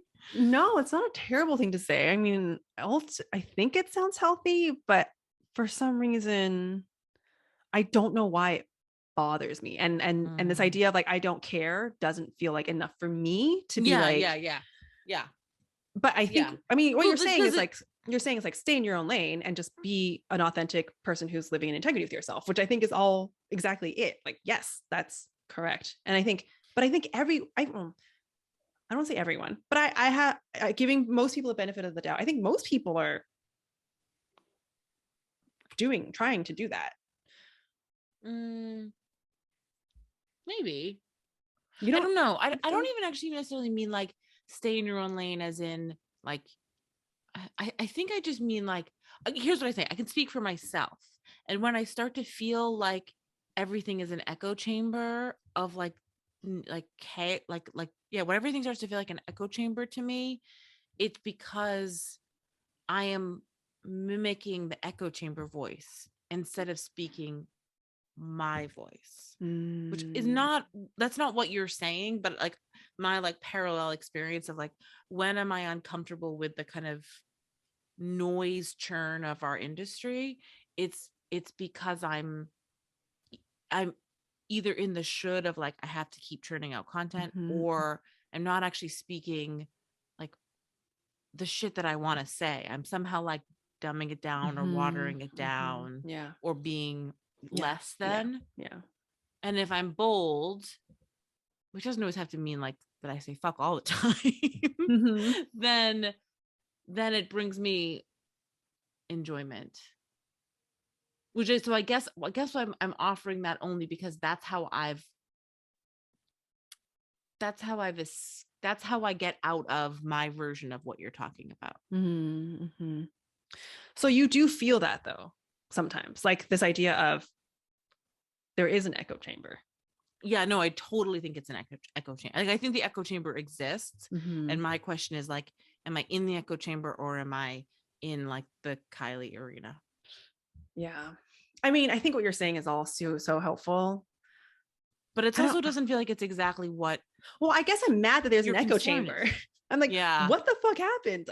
Like, is this, I don't, has there always been an echo chamber? Like, if not in, like, you know what I mean? We are considerably new onto the scene. There are people who've been doing this work who are now veterans, who have written, books and I don't know. I'm trying to think Mm-hmm. like people who honestly have paved the way for us to do this work, like the new age people of our parents' generation and the parents and the generation even before that is what I'm saying. So like, Yeah. how is this how they felt? And maybe I just wasn't in the echo chamber because I wasn't in it. But or Yeah. is there always an echo chamber? And maybe it's just like bothering me more for than for some reason. But like, Mm. oh, Yeah. or is it that the industry is really, really growing? Because I think there's a lot of people who are dissatisfied, who are like what's so funny is that I never started this job because I wanted to work for myself, by the way. I'm perfectly happy going to a job from 9 to 5, getting fucking insurance, checking the fuck out. Like I think there's a glorifiedness of being like, oh, I work for myself and I'm an entrepreneur and therefore somehow that makes me special. I'm not on brand. That's like I'm not on board with that. I don't think we need to like, for me, I don't think, I think it can be really glorified. Oh, it can definitely be really glorified. Yes. And it can be awesome too. But I mean, obviously it has its perks working for myself. And I would, at this point, would I never want to go back? I don't know if that's true. But I do think that there's a lot of people who, I think this speaks to our economy is kind of what I'm saying, of like, people don't want to fucking work in a cubicle 9 to 5. Like, I understand that. And they want to have, and get paid shit. Like people, you know what? Here's my version of where I get frustrated. It's not exactly the same as yours, but this is actually something that genuinely bothers me. Yeah, I can feel it. I think it's bullshit when people finally figured out how to like rub two nickels together in their business and then turn themselves into business coaches. I think that's really fucking out of integrity. And it makes me mad because I think people sign up and invest because they really want to figure out like their path in the world, and they have this dream of getting out of their cubicle 9 to 5, and they're investing in someone who themselves doesn't actually know how to make money in their business, or has like just figured it out for themselves, so they figured out their own path. But everyone's fucking different, so someone else's path isn't going to work for you 9 times out of 10. And I think I really feel a certain kind of way about people who are not. Yeah, I think it's fucked up. I think there's a lot of people who are calling themselves business coaches who don't fucking know how to be business coaches, but it's because they personally are interested in the questions of how to make money in their business because they had to figure it out themselves. And so because of their own personal interest, they want to teach it, but they don't really actually know how to teach it.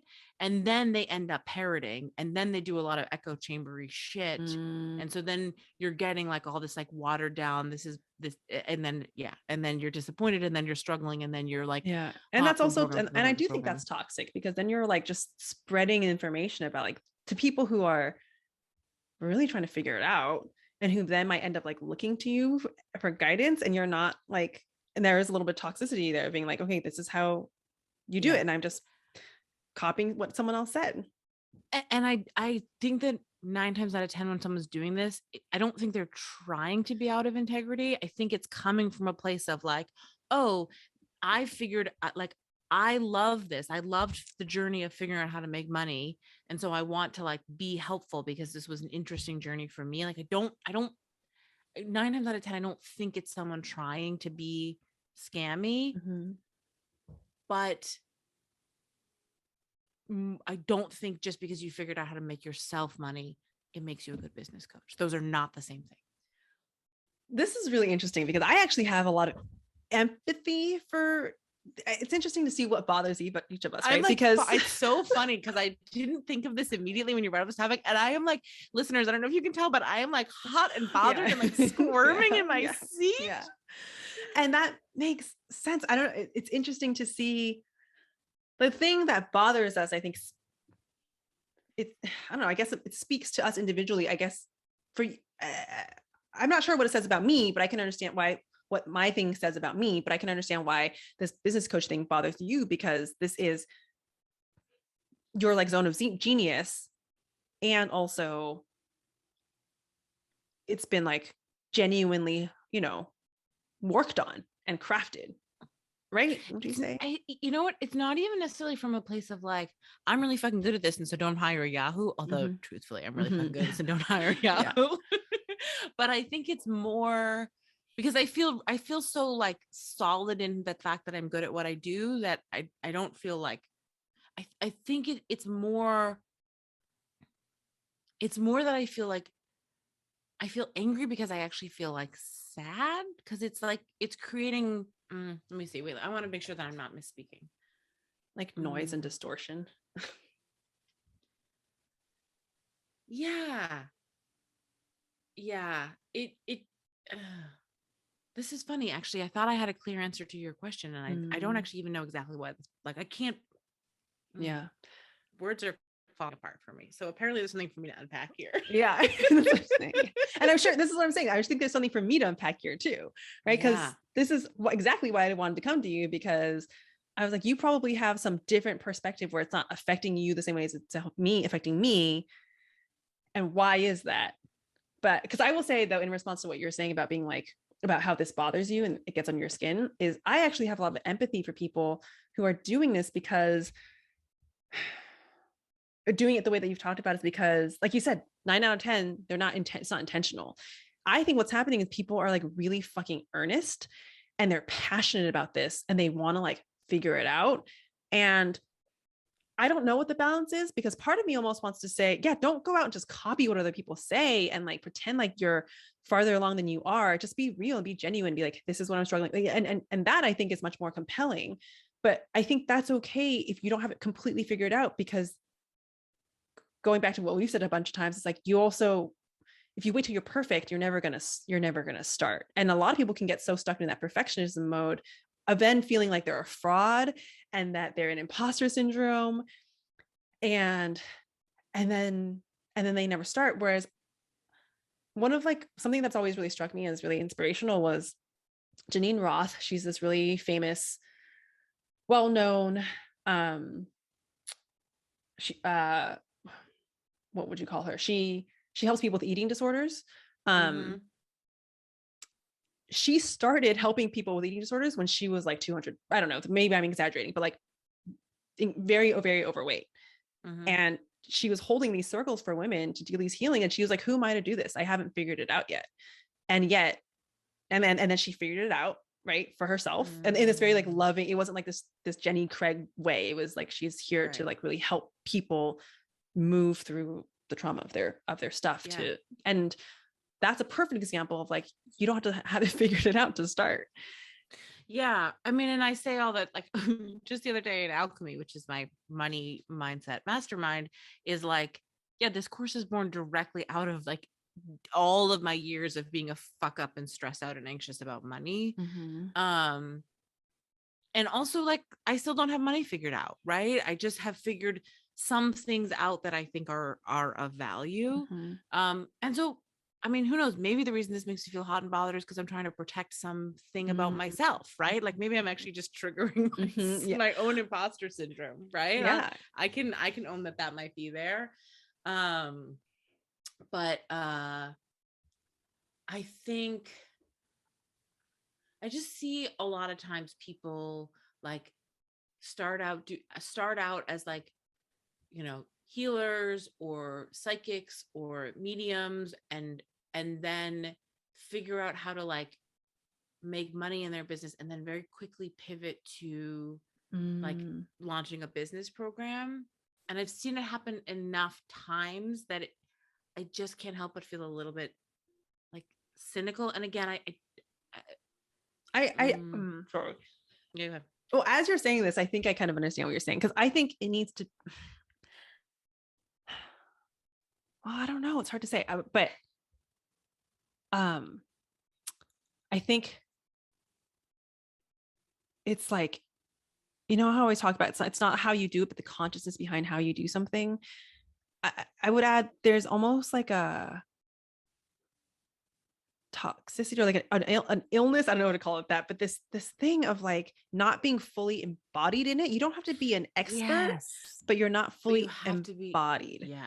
And so it's almost like this forced, rushed, panicked, oh, I have to do this because I'm either it's going to go away, or it's a force where like, oh, I think sometimes I'll speak for myself. I confuse excitement with meaning that I'm actually ready to do something. Oh, that's a really good point. Yes. And it actually makes me feel really, really tired. And that's how I know that I'm kind of like out of alignment, because I'm like, oh, I have to force myself to get it out now.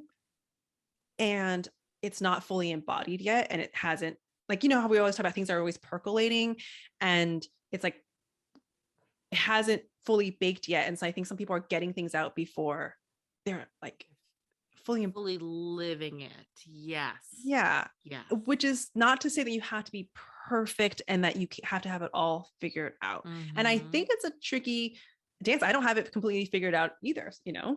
And in fact, one of the ways that that's really helpful language, because one of the ways that personally I try to embody my work, you can listen to all the podcast episodes, right? I did the whole podcast about Kylie's failed launch, right? Like one of the ways that I try to embody is to speak openly about things that fall, because and the ways in which that has served me, or like what I've how I've moved through that experience.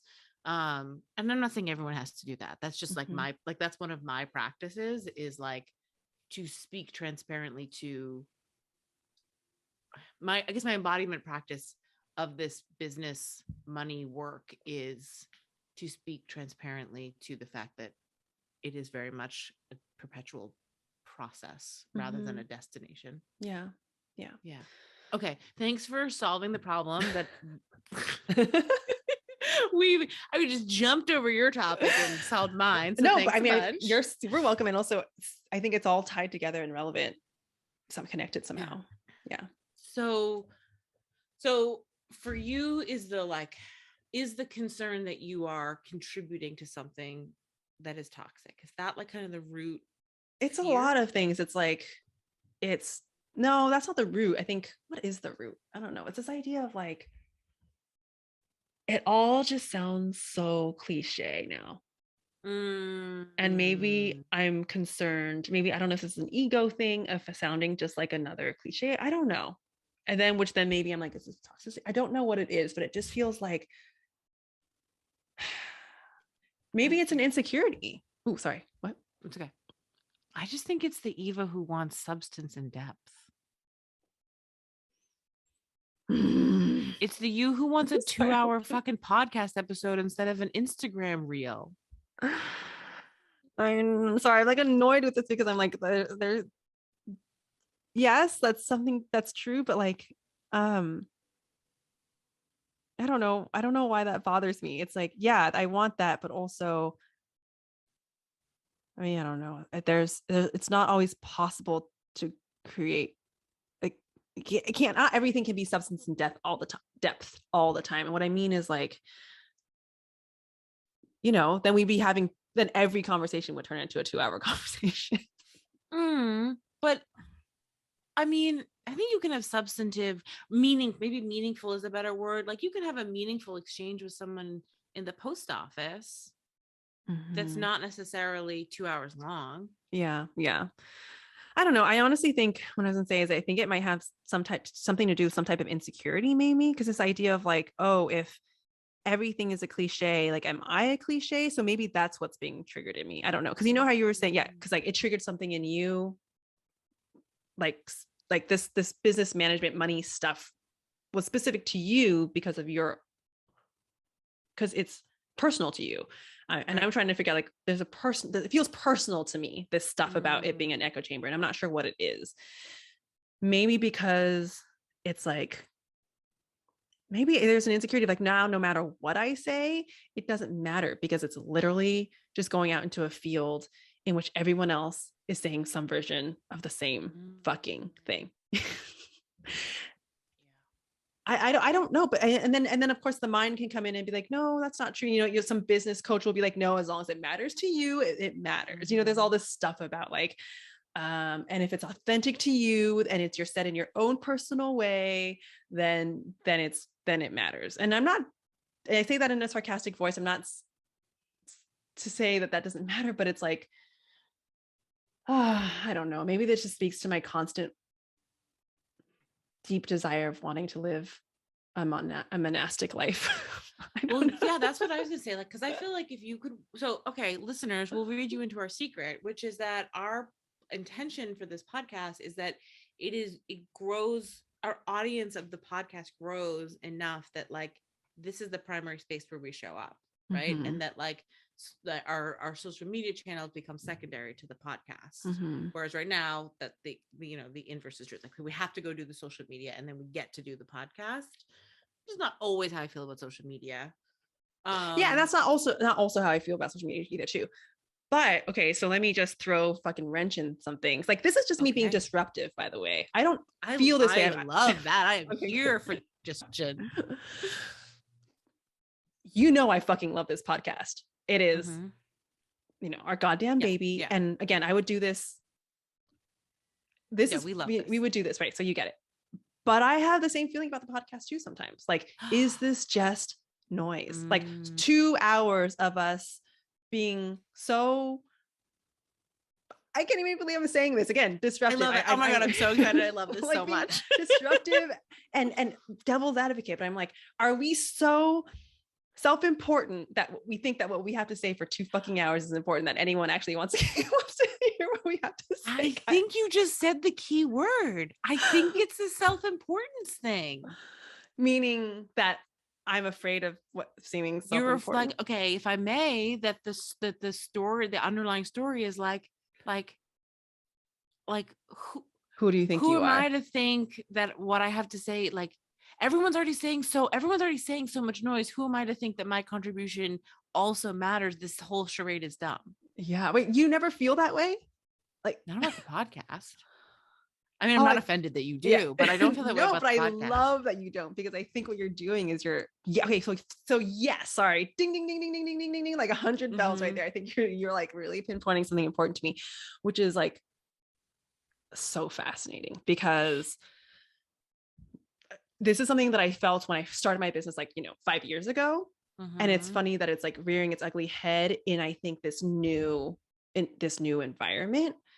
It's maybe coming back to like some type of deep-seated self-doubt, insecurity. Who do you think you are story? Yes. It's like, okay, so there's so many things happening at once. I think it feels like it's like it feels like it's a self, like maybe some layer of self-doubt, but it's layered on top of this industry is noise and some awareness of like the, like almost like noise pollution. Mm-hmm. And so it's like, it doesn't feel like it's exclusively the like, oh, my words don't matter, but it's like, does any of this matter? Yes. And so if none of this matters, how? Yes, I feel this way all the time. It's just, this is why having a business for me is so weird, because you've heard me say before, sometimes I'm like, Instagram, I'm like, yeah, I fucking love it. Creativity. Ooh, it feels so good. I'm charged. Like, I genuinely feels like fun and play. And then literally 6 months later, I'll turn to it and I'll be like, none of this makes any fucking sense. I don't understand what this is. I want to go live in a cave and like just meditate for 6 months. I toggle between these two realities. Same thing with the podcast. It's like this industry, this work, I love it so much. And then sometimes I'm also like, what the fuck is any of this? And it's very confusing. So I think the number one reason why I don't ever feel that way about the podcast is because you, dear listeners, have opted in. Like, it is purely outright. Like, you might have randomly followed me on Instagram, and then you're just like passing time while you take a shit and you see my Instagram, right? Like, let's be real. Like versus the podcast is like, you have subscribed to it, you have picked a particular episode, you have pressed play, you have stuck with us for our long rambly episodes. Like, this is an opt-in experience rather than the kind of passivity that we all engage social media with. I love you. Which actually I think is the very reason why I want the podcast to be like the pillar, the like pillar, because I think that I always come to it with this energy of like, this is the opt-in, like for me also. Do you know what I mean? This is very clarifying for me. This is so clarifying for me. Like, honestly, I feel like I could cry. I don't know why, but this feels so important to me. Like, to see you, because when I asked you, like, you don't ever feel this way. Like, I'm glad that you were like, I mean, it's okay if you're like, yeah, I feel this way too, but there's something like, you are a woman in your fucking power. You're like, you know what I mean? I think without even knowing it unconsciously, if I'm not careful, my mind just like so subtly creeps into self-deprecation a little bit. Like, that's just always been a thing that I have. And here you are helping me, like, so, like modeling for me. Like, this is like the greatest help that I think most people can provide. It's like, you don't tell, you show. And I could be like, oh wait, I get to not have to worry about if I'm Yeah. being like, I don't know, like self like important. Like, what if I just let myself enjoy these conversations that I enjoy so much and stop fucking worrying? Yeah. So I'm thrilled to be that in this moment. That's an honor. And yeah, so the like two key word phrases that you've said are like kind of this like who am I to and self-important. Uh-huh. Mm-hmm. So like what does it mean to be self-important and to play the monster game? What if you are Yes. self-important? Yes, yes, yes, What's yes, like yes. like To go what's so into fucking it. bad about it? Yep. Like Yep. be so like revel in that. Revel Totally. in your self-importance. Yes. Bring it. Oh, Because I was also thinking when I went, I was also thinking about how we've talked before about how sometimes you feel a lot of like angst around like making sure that your words are clear. mm-hmm, mm-hmm, And that feels also tied up in this. Like I mm-hmm. have to say, like, like It has to make not being sense. self-importance People and it have has to, to make yeah. sense. Mhm. Like, fuck it. Who cares if someone doesn't Don't- understand? Kylie Caldwell. Yes. I mean, this is lifelong. I don't know if it's lifelong. I don't necessarily think it has to be. I think that's another story. But I will say this is a theme that keeps popping up. And it's interesting that it like just randomly just like Mm, insidiously like reared its ugly head. But yeah, I totally hear you. Like I'm gonna go fucking play with this because this is also, yeah, this is like what I do, right? Like when I like if yeah. something gets under your skin this way, it's a sign. Like this is Yeah. where the medicine is, where you're meant to go in. But I also want to say I do love what you said though about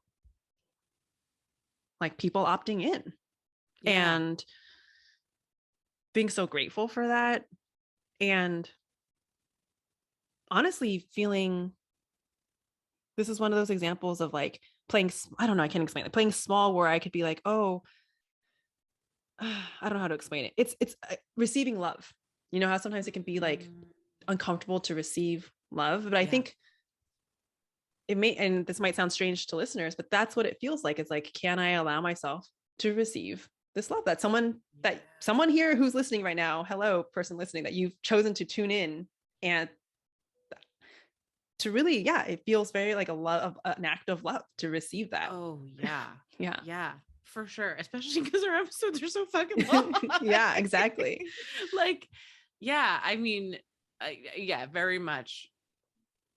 Apparently, this is my word of the day, like an act of generosity, also, right? That like Yeah. you're willing to share your time with us. Um, Yeah, it's yeah, weird. But noticing no, how part of me wants to be like, I don't know. I don't think I want to reject that, but be like, oh my God, that feels like so like I can't, like I feels like I almost make like you want to myself make yourself small. smaller Yes. in order to be worthy of receiving it. Yes. Yes. Yeah. Mm-hmm, Mm, mm-hmm, mm-hmm. that's an interesting game. And but what I'm seeing you model is just being like, I receive and Yeah. fuck yeah. Mm, Unapologetically. And I don't need to, you know, I don't need to earn it. I don't need to like mm, work for it. Ugh, I love it. yeah. I love it. Oh, well, this is funny because personally that those are all things that I've been like really like moving through the ringer on. Yeah. So Yeah. this is like a really like full circle moment that I get to like Yeah. mirror Model for that you. for me. Yeah. Oh Yeah. my God. This was interesting. I had no idea this Yeah. is where it was going to go. Because I guess I shouldn't be surprised. I knew like if I brought something here to the podcast that like you'd help me, work it out. But it was interesting to see like how much like judgment and how triggering I felt Mm, like the world was becoming. And if it triggers you, it's on here to kind of show you something, right? And I think I was just with your help shown. mm.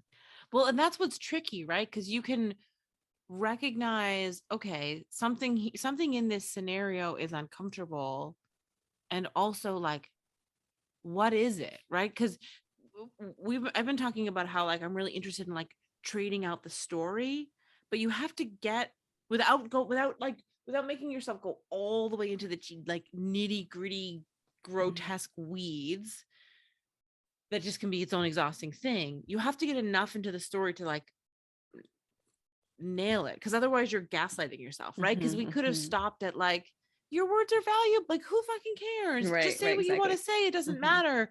But it did matter because something was triggering you. Mm-hmm. And also, we don't have to go necessarily go all the way back to the place of like when you first, got a who am I to story. Right. But you have to get to the place of like, you have to get to the spot. Does that make sense? Yeah, yeah, there's a place where it lands. And you're like, oh, did that land or not? Yeah. Whew. Oh, I love us. I know. Thank you, Kyley. And honestly, thank you, listeners. Like, for real. Yeah, I don't know. I love you guys. For anyone who's listening. Okay. How you feeling? I feel fucking great. Awesome. Me too. Joy? Should we do joy? Oh yeah. Okay. Let me think. I can go first. Okay, you go first. Okay, I got a good one. Okay. Oh, I have two joys actually. Can I have two? Yeah, please. Okay. The more the merrier. Last night I wore a cute outfit and went out to dinner with a friend who I've been friends with for like 18 years. Future podcast guest. Hi, Kelly. Hi, she Kelly. Listens religiously. We had so much fun. We went to a delicious sushi place. I was a grown-up who had grown-up conversations. We talked about, basically we had like a podcast conversation without recording it. There was one point where she was saying really brilliant things and I was like, I want to take notes. Can I record you? And it was just like, it was so beautiful and nourishing. And I felt like really, really, really lucky to be seen and witnessed by this person who I've been friends with for so long, who we were laughing about all the ways that we like have been like, it's like I wasn't always invested in spirituality, nor was she. Like, there's a way in which we've like, it feels really lucky that we are kind of on this parallel path of interests. Anyway, it was the food was delicious. It was a very magical night. So that brings me tremendous joy. And then the second thing is that today I took my kids to a trampoline park. Okay. Oh my God. Sorry, go ahead. I've seen these things and I've always been really curious about them. Okay, go ahead. Best thing ever. The like little kid hour was 10 freaking bucks a person and $2 for me. And literally, like, it's this giant room with a million fucking trampolines that are like built into the floor, and everything around it is padded and soft, and nobody was there because it was 11 o'clock on a Wednesday morning.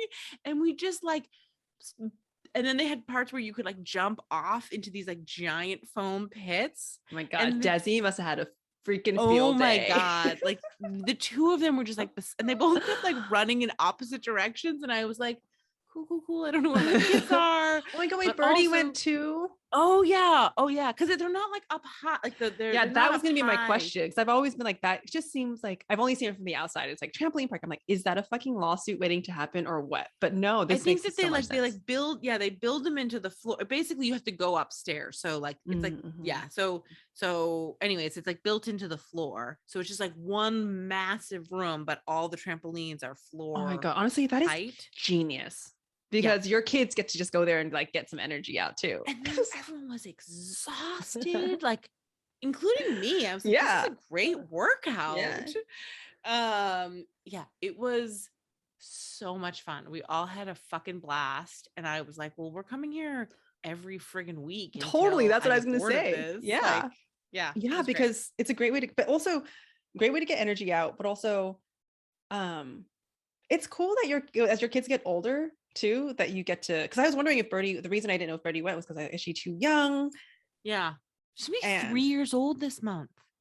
Oh my, that's bananas. I know. Oh my God, that's going by so fast. I know. I mean, I know. 3. Wow. Yeah. Wait. So, but yes, getting to like experience these like fun adventures with my kids is I feel very very lucky for. Yeah. So yeah, we had a fucking blast. And then I took them to Friendly's, which is a New England chain of like, I know I've heard of Friendly's. Yeah. okay, yeah. So it's like they do ice cream sundaes. Desi calls it happiness because he can never remember the name of it, or like he always comes up with some like synonym for Yeah. friendly, which is really cute. And so we got like chicken fingers, and then they do ice cream sundaes, and it was just like a very excellent. At one point, Birdie like ran up to me and was like, "This is a happy day." I was Oh like, my God. "It Yeah. is." Yeah. I am nailing mother. Yeah, exactly. I was You gonna are say, like, correct. I was gonna say you, yeah, exactly. You were like mom of the century that day. And then when we came home, and I was like, yeah, fucking watch TV for 90 minutes. Great. Like, Yeah. we like, I don't Yeah. even need to feel guilty about this. Yeah. So yeah, that's bringing me joy. Oh, I love it. Now I want to go to trampoline park though, because that seriously just sounds like so much fun. It was I think everyone should go. Yeah. It was great. Yeah. Yeah. Okay, maybe I'll Highly take my recommend. nephews at some point. Yeah. Okay, let me tune into my body and think about what's one thing that's bringing me joy, because there's a lot going on with the senses right now. So I feel like there's a lot that could be said. You know what? It's not complicated. I was trying to say something about so I'm out of quarantine. I'm still in Taiwan. This is the first week that I'm out of quarantine and like with my family. It's annoying AF because I still can't like really be. So there's still another 7 days of like self quarantine where I can like go outside and go for hikes. I can be in nature. I can like go to the grocery store, but I can't be really in huge public places. So I still have to keep my distance, and I'm limited to where I can go because I can't take public transportation. So it's still such an American, because I'm like, but no one's fucking tracking that rule. You just go do whatever you want, which is such an obnoxious American thing of like, I totally thought about that. I don't even know, should I say I'm like, should I say this on the pod? I bent the rules a little bit, but then I just keep thinking about all my cousins who are like, no, you have to be like careful for the people. Like what if, because apparently how COVID got spread in Taiwan was people went into quarantine and for 2 weeks and then got COVID, noticed that they didn't have COVID until after they got out of 2 weeks of quarantine, which I didn't know was fucking possible. And then it fucking spread when there was no COVID. So I understandably see why they're so freaking cautious. Anyway, so I'm like kind of dying a little bit and a little bit like just antsy to freaking get out and like see people and do things. But I maybe sound like a broken record. I freaking love Taiwan so much. Like I'm really playing around with the idea of like, what if me and Adam lived here like for half the year? Freaking love it here. It is what brings me joy is like the sense, like it's how it makes my senses feel, because it's a completely different environment. And it also has all this memory associated with it. So it's like how the warm, humid breeze feels on my skin is very much different from anywhere in America. Maybe not anywhere, but most places in America. It's like how things smell, the colors, like the sounds, even if the sounds aren't always pleasant. Like, I just love it. I love the sensory experience. And last night in my bed, I like have this tiny little bed in my parents' house and this tiny little room. And I was just like, I just love being here. I just love being in this, like, it's not my childhood room by any means. Like this house is only a couple years. They've only lived here a couple years, but there's something about nostalgia of like being with my parents. I don't know. I feel a safety with my family that I don't know. I can't explain it. That I feel nowhere else, even if I'm not actually always even safe sometimes, because sometimes it's like really dramatic and there's all this stuff going on. But there is something about family for me. And I just was like so content, like snuggled up in this little, like tiny little twin bed that I was like, I'm just so happy to be here with the window open, trying to like just flood my consciousness with just presence. I was like intentionally be like, let me just feel this moment without language. And I was like, and then I fell asleep. And that's bringing me joy. I fucking love that. Yeah, I don't want it to end. I don't want to jump too much in the future, but I'm already like, I don't want to go back. I mean, I want to see Adam, but I love it here. Yeah, I mean, that feels like useful data. I know, it is useful data. It is useful data. I just can't, I don't know. I feel like I'm such a fucking, I don't say nomad, but I've moved around a lot in search of being like, where do I want to end up? And I don't know. Yeah. Maybe it isn't one place. Yeah, maybe it isn't. Who knows?